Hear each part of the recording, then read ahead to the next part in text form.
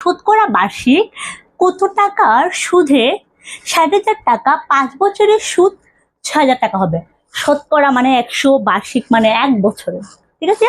তো কি কত টাকা কত হারে সুদে কি ৬০,০০০ টাকা ৫ বছরের সুদ হবে ৬,০০০ টাকা। তার আগে আমরা একটু বুঝি, রিটার্ন আকারে তো আমরা লিখিত আকারে সমাধান করবো। তো এখানে কি বলছে কি ৬০,০০০ টাকা কত বছরের সুদে ৫ বছরের সুদে কত টাকা হয় ৬,০০০ টাকা। তোমরা ৬০,০০০ টাকা ৫ বছরের সুদে আমরা বার করলাম ৬,০০০ টাকা। তো আমরা আগে ১ টাকা বার করি। ১ বছরের ৬০,০০০ টাকা যদি ৫ বছরের ৬,০০০ টাকা হয়, তাহলে ১ বছরে কি হবে?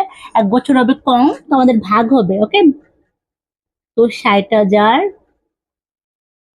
নিচে ৫ হবে এবং কি উপরে হবে ৬,০০০ টাকা।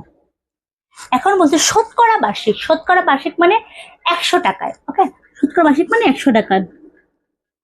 ১০০ টাকায় কত বছরের? ১০০ টাকায় কত বছরের? ১ বছরের। শতকরা বার্ষিক, বার্ষিক মানে ১ বছরে ১০০ টাকা শতকরা। তো আমরা